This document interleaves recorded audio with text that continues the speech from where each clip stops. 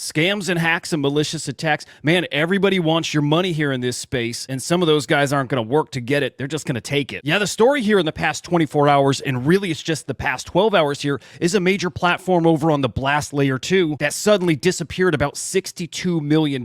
Yeah, that one's going to sting, but unfortunately, that's not the only news we got yesterday of some of these malicious attacks. So we're going to get into those stories today, and again, today's just a good reminder. Practice safety. Be very, very careful of what you're doing with your funds. Now, by the way, we're starting the morning here with a new nice Aunties piece. This is called Atlantis, a day in the life of. Man, how do you not love that? And guys, quick reminder, make sure you're subscribed to Inside NFTs over on YouTube, and then head on over to X and follow CryptoSlam. Again, big announcements coming here soon for you. And now right to the NFT market, and you see yet again, we are starting the day in the green here. This morning, the value of the NFT market is up 0.37%, looking solid. And hey, even better than that, in the past 7 days now, we're up 3.7%. So a major turnaround from down 11% to now up 3.7%. Let's just keep heading in this direction. This is beautiful. Now we'll see if the crypto gods will actually let us do that. You see here in the past 24 hours, it is just red across the board. And remember, that does affect the value of your NFTs, so let's hope for a quick turnaround here too. Now NFT sales yesterday looking pretty darn solid here.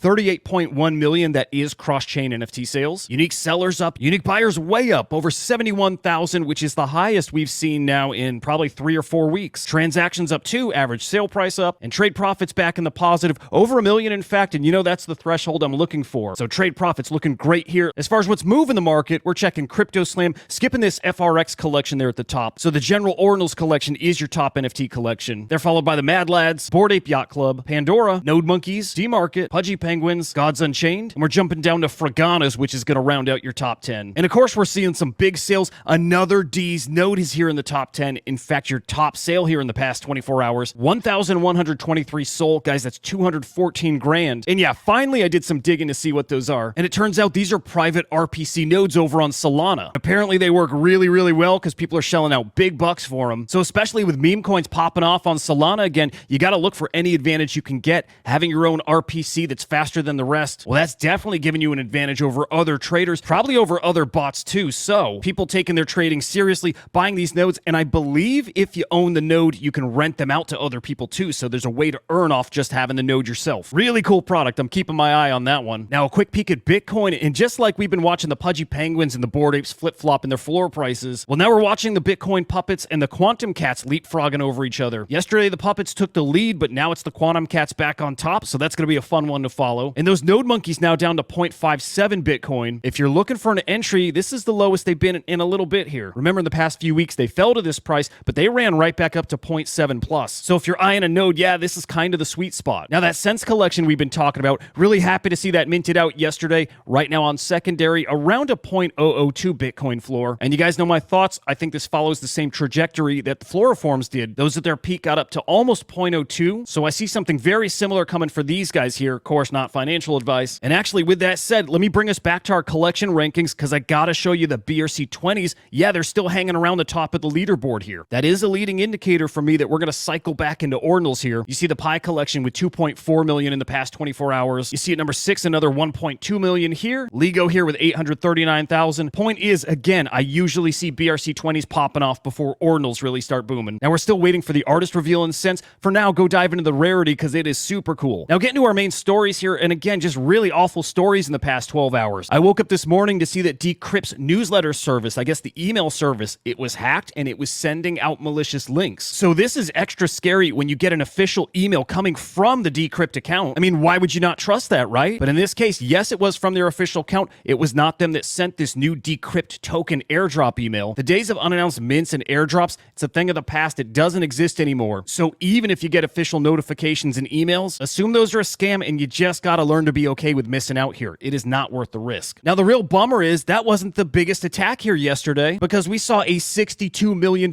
exploit over on the Blast L2. That was on a platform called Munchables. Guys, this one's awful because that is a ton of money and this was everyone's worst fear over there on Blast. So here's that Munchables platform, and there were other protocols that were integrated into this too. They were also impacted. The Great OX Quit broke this down and explained exactly how this exploit happened. And the scary part here is it's clear this was planned from the beginning. Now the TLDR here is even though their contract was audited, everything looked kosher, well, I think what people missed is that contract was upgradable. So then, yeah, yesterday someone upgraded that contract, gave them access to all the ether they were holding. So this one, really clear, it was an inside job. It's awful stuff. Now, somehow, some way, there's actually a happy ending to this story here. All that money, all 62 million, well, it was all returned because I think the dev who stole those funds, he was really starting to feel the heat. Because, guys, this one was so big, you had all hands on deck, including Pac-Man, and apparently Zach XPT was crucial for unraveling this whole mess, I think because he exposed exactly who the person was. So Zach here, one of the good guys here in this space. If you're not following Zach, you have to be. And I'm going to drop some links to his insights here in the comments here on YouTube. So if you're into this stuff, dive in. It's pretty interesting. So wrapping all this up, great news that the funds are returned, but this is a big stain over on Blast. I know a lot of people were expecting some rugs and some scams, but this is a big one, and I think people may start thinking twice before they put big sums of money in some of these brand new platforms, some of these brand new protocols. It's a scary amount of money you can lose here. All right, luckily, guys, we do have some good news to wrap up the show with here, and this one pretty shocking. Did not expect this at all, but a lot of us have been wondering, what is Amazon doing in Web3? They had promised a blockchain, a marketplace, and so far we've seen them dabble, but we haven't seen them go full throttle. Is this the start? And how shocking is it that they're partnering with Wax here? First off, I love Wax. I spent a lot of time there early in my time here in NFTs, and by the way, if anyone from Wax is watching, please help me recover my wallet. Years ago, I lost my phone, so I lost access to my 2FA app, so I can't access my Wax wallet at all, so I don't touch Wax anymore. But I love you guys still, so let's talk about this a little more, because what this partnership is bringing is layer 2s to the Wax ecosystem. And what this really lets you do is if you're a game dev or you're developing applications, well, now you can spin up your own blockchain just for your product. And yeah, those are built directly on Wax, which at this point, this thing has stood the test of time. This is a very stable blockchain, and it's proven it can handle high volume. Wax at times has been one of the most heavily transacted on blockchains in the world. So guys, yeah, a major partnership here and a big step towards mass adoption. This is what it looks like. Now here's a fun, unexpected story, but Sebastian, the founder of the Sandbox game, well, the dude's launching his own token. So you, if you're a Sandbox avatar holder, you get a token claim here. And I guess as you meet Seb IRL, well, he's handing out these tokens too. Some people are going to give you their business card, others are going to give you a POAP, and Seb here is giving you some of his Seb token. Love that. All right, fam, we got a killer lineup of shows coming for you today on SlamVision. The NFT live crew is going to be live at 1 p.m. Eastern time. That's over on X, also on YouTube. And finally, I'm going to make it on the show for the first time this week, so can't wait to chat with these boys. And then at 4:30 p.m. Eastern time, Inside NFTs is going to be live with my favorite crew in the whole damn space. Guys, we're talking the NFT market. We're getting into all the latest happenings. You know what we do. And then, of course, tomorrow, I'll be back with your morning NFT market update. You know I'm getting into the happenings. Because remember, if it's happening in NFTs, I'm bringing you inside. Until the next time, I'll see ya.